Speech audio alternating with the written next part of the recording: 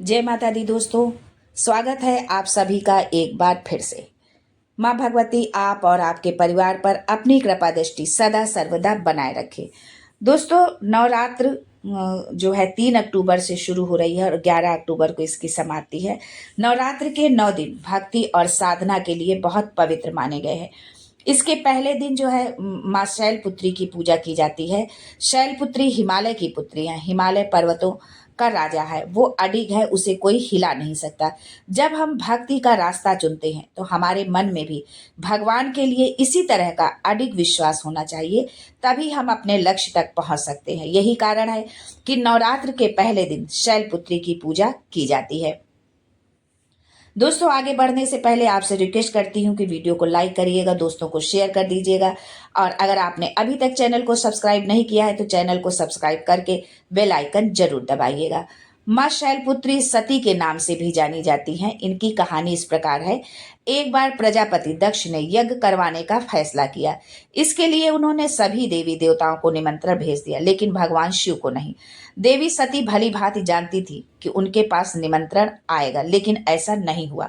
वो उस यज्ञ में जाने के लिए बेचैन थी, लेकिन भगवान शिव ने मना कर दिया। उन्होंने कहा कि यज्ञ में जाने के लिए उनके पास कोई भी निमंत्रण नहीं आया है और इसलिए वहां जाना उचित नहीं है। सती नहीं मानी और बार बार यज्ञ में जाने का आग्रह करती रही।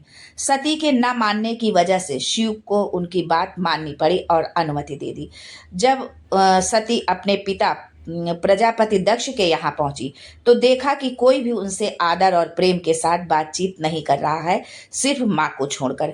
सारे लोग मुंह फेरे हुए हैं और सिर्फ उनकी माता ने स्नेह से उन्हें गले लगाया, क्योंकि माँ तो माँ होती है। उनकी बाकी बहनें उनका उपहास उड़ा रही थी और सती के पति भगवान शिव को भी तिरस्कृत कर रही थी। स्वयं दक्ष ने भी अपमान करने का मौका नहीं छोड़ा। ऐसा व्यवहार देख सती बहुत दुखी हो गई। अपना और अपने पति का अपमान उनसे सहन न हुआ और फिर अगले ही पल उन्होंने वो कदम उठाया जिसकी कल्पना स्वयं दक्ष ने भी नहीं की होगी। सती ने उसी यज्ञ की अग्नि में खुद को स्वाहा कर अपने प्राण त्याग दिए।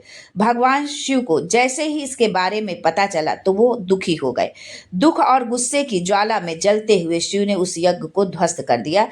इसी सती ने फिर हिमालय के यहाँ जन्म लिया और वहां जन्म लेने की वजह से इनका नाम शैलपुत्री पड़ा। माँ शैलपुत्री का वास काशी नगरी वाराणसी में माना जाता है। वहां शैलपुत्री का एक बेहद प्राचीन मंदिर है, जिसके बारे में मानता है कि यहाँ माँ शैलपुत्री के सिर्फ दर्शन करने से ही भक्त जनों की मुरादें पूरी हो जाती हैं। कहा तो ये भी जाता है कि नवरात्र के पहले दिन यानी प्रतिपदा को जो भी भक्त माँ शैलपुत्री के दर्शन करता है उसके सारे वैवाहिक जीवन के कष्ट दूर हो जाते हैं। चूंकि माँ शैलपुत्री का वाहन वृषभ है, इसलिए उन्हें वृषारूढ़ा भी कहा जाता है। इनके बाएं हाथ में कमल और दाएं हाथ में त्रिशूल रहता है। माता रानी की ये कथा यदि आप लोगों को अच्छी लगी हो तो चैनल को लाइक शेयर सब्सक्राइब करना आप बिल्कुल भी ना भूलें जो है। और आगे इस कथा से आपको यदि कुछ सीख मिलती है कि हम अपने पूजा पाठ को यदि हम कोई संकल्प लेते हैं तो हमको किस तरह से बिल्कुल दृढ़ विश्वास के साथ में हमको उसको करना है, तो इस बात का भी जरूर ध्यान करें। आज के लिए बस इतना ही दोस्तों। कल मिलते हैं माता रानी के दूसरे स्वरूप की कथा लेकर। प्रथम रूप है प्रथमम शैलपुत्री, द्वितीयम ब्रह्मचारिणी, यानी दूसरे दिन जो है ब्रह्मचारिणी स्वरूप की पूजा की जाती है, उसकी कथा लेकर आपके सामने फिर प्रस्तुत होते हैं। तब तक के लिए जय माता दी and thanks for watching my video.